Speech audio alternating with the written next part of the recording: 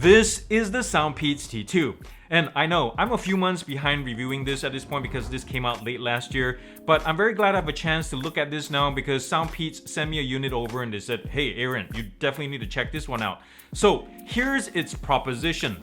Are you looking for a pair of compact earbuds that packs noise cancellation, long battery life, decent price, promises solid sound, it's comfortable as well, and has mid-range water resistance, and also kind of looks like a cross between a Jabra 75T and 85T? If so, then you might definitely want to watch this video. The T2, and no, I don't mean this T2, but this T2 has been quite the surprise. So let's find out why that's the case after these messages.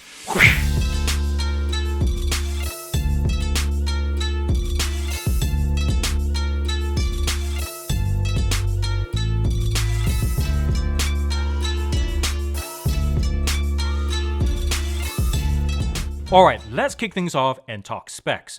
The SOUNDPEATS T2 goes for a decent $60 and comes pretty loaded actually. We get hybrid active noise cancellation, for example, with transparency mode. There's also Bluetooth 5.1, but do note there's only support for AAC and SBC, and that's because this is not a Qualcomm chipset. We will never get aptX, for example. Now, the T2 supports mono mode. If you want to listen to one side, you can always place one single earbud back in the case. There's also IPX5 water resistance. That's not bad at all. Battery life is 7.5 hours with ANC on, according to the factory anyway. And during my time of testing, I average about 6.5 hours with ANC on at 65% volume. Now the weight is a really light 5 grams. That's pretty darn good for even an earbud with active noise cancellation modules built in. Now, before we move on to the close-ups, take a moment to like and subscribe to this channel if you'd like me to make more videos like this one. Okay, unless I'm dreaming, I think the T2 borrowed a thing or two, in terms of looks anyway, from Jabra. And that's not a bad thing to copy at all. The case, for example, has the same profile as the 75Ts, like from the cutout at the front here to the groove that stretches from end to end around the lid, both of which really facilitate with you easily opening the lid.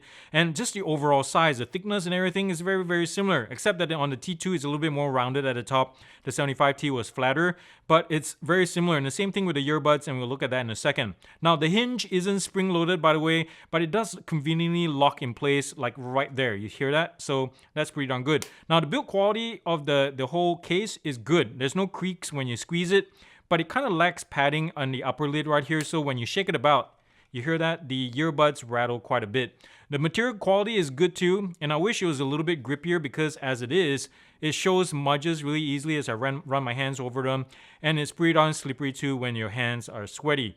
On the inside though, you'll find a lot of glossy piano black plastics. Not a fan of that in a cavity especially. While it's easy to clean, this cavity is nice and shallow.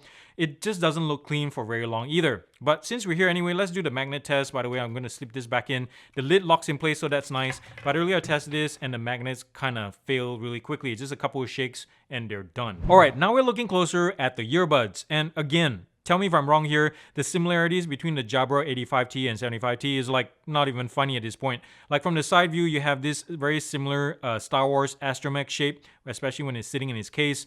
And along here, the tapered edges is around the control surface is very, very similar. On the Jabras though, the only difference would be the venting ports are here and a longer sound channel. That's really one of the bigger difference. By the way, it would have been nice if the plastics were a little bit grippier, especially around this case here, because when I'm trying to grab it out or take it out of the case, it's really, really hard to get a purchase. Now, the T2 employs touch controls, in this case, not the touch buttons as opposed to the Jabras, and it accepts single, double, and triple taps as well as hold, so the whole gamut there. And I really like these. They're really responsive and nice. Now, there are 3 mics per side, one here, one at the top, and one at the back. And there's one bottom firing LED, which is really nice. In the business end of things, we have a 12mm dynamic driver doing all the grunt work, and we'll talk about the sound quality in a second. And it ends here in this sound port that's covered by a mesh grill that protects it from dust and skin flakes and such like that. And here we have a regular soft silicone ear tips. We have 3 of them all together, included in the box, different sizes. There's no stiffened center core though, which means it takes a little bit more time and finesse when you try to put them back on the buds. But in this case, it's pretty darn quick. And once it stays on, it's pretty secure. And by the way, between the case and the earbuds, what you won't find is app support and also Qi charging, which I'm fine with because at this price, you're not expecting that. But one big omission is track back command. On the touch controls, there is everything under the sun, volume up, volume down, voice control, everything. but there's no track backward, which is really strange. Alright, it is Bluetooth distance test time, and I have some Scary Pockets singing their own rendition of Crazy, and one of my favorite songs to listen to. Anyways, it's on Deezer and high fidelity on my phone right there at the end of my deck. So I'm gonna keep walking this way and see when these guys start cutting out. And by the way, these carry Bluetooth 5.1 as we mentioned earlier, but it shouldn't have any bearing compared to 5.0. Where I'm standing, by the way, is 25 feet and the phone is at the end of my deck over there. And my guess is around 32 feet we'll start getting, cutouts. Sure enough, left right cutouts is just sputtering right now. But at this point it's not worth listening to music or any kind of media, but I'm gonna keep walking until we get a tone and to see when these guys completely cut out. Not yet, actually, not yet, but there's no music playing at this point, and I just got a tone disconnected pairing. So you can see the fit, by the way. I'm gonna try to walk back and see when if these guys, when they reconnect, whether the media continues, but my guess is not. Most earbuds don't anyway, but you can see the fit on these. It's really, again, like a Jabra. It's very compact, really nice. I'm within range again, and let's see if this thing is smart enough to quickly reconnect. Connected, but media is not playing. I'm gonna just quickly double tap it, media resume. So anyways, let's move on to the microphone test and see how these do for phone calls. Alright, I'm taking you down to the street right now to get some sound samples to see how these things do with noise suppression. I'm gonna switch between the G85 and these T2s, and I can tell you right off the bat, just turn around if you're hit noisy traffic. These things are just gonna give up the ghost. In a relatively quiet street, if you're walking in a back street, back roads, or in your backyard with kids playing and dogs barking, these handle it perfectly fine. But because of the lack of CVC and a Qualcomm chip, even though these have 6 mics altogether, it should be doing better. But yeah, they just give up the ghost way too soon. So that's my opinion. Here comes more traffic, and I hope you can hear this better. My intonation is pretty good though. There's good bass, a little bit muffled, but at least my intonation is there. There's clarity. So you can hear that it's not doing too hot. There's no venting ports, by the way, so you don't have to worry about wind getting in, so that's one plus. And the other thing too is when you're on a phone call, if noise cancellation was on previously, it doesn't turn off. So that's not one of my favorite things, at least from a safety perspective. I like say pass-through mode to kick in whenever you're on a phone call, just for your just general awareness.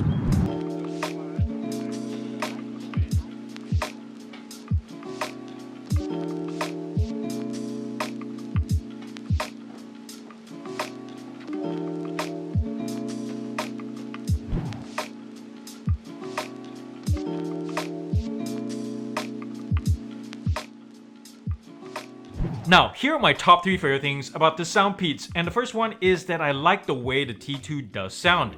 It smoothens out the sharper and brighter parts of songs and media, so it gives it this warmer, welcoming, more mellower sound profile, which I really like from time to time. Some of you may prefer more definition to your listening, something more technical, so you probably have to look somewhere else, but from time to time I like to put these on just to be comforted and feel like I'm chillaxing. This is really nice.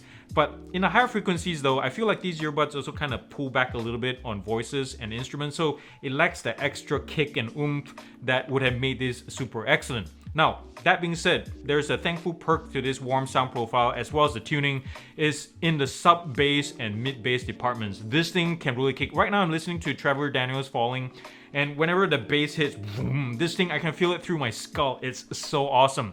Now, it does get muddled and confused though once you have like 3 or more bass sources, and that's when it just goes up in the air. But otherwise, this thing is awesome.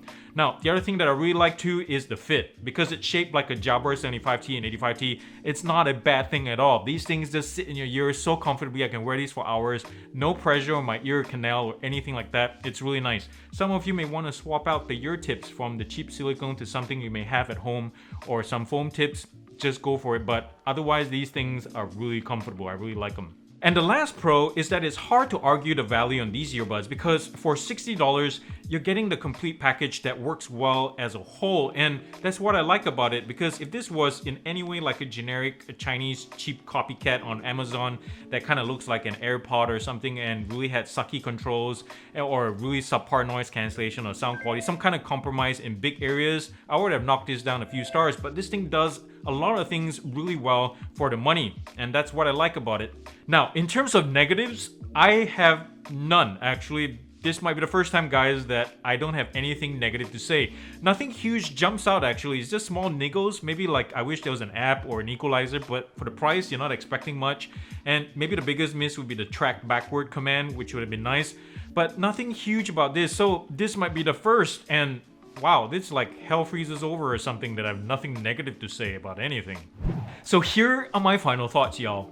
I'm surprised by how much I like the T2s because it's not cutting edge by any means. There's no customization, there's no wireless charging, there's no app support, it's not even the final say materials quality. But what the T2 gets right is that it works really well as a whole. Earlier I mentioned that it could have gone the whole generic Chinese earbud route and be same old, built to the price with a lot of compromises, but SOUNDPEATS went above and beyond.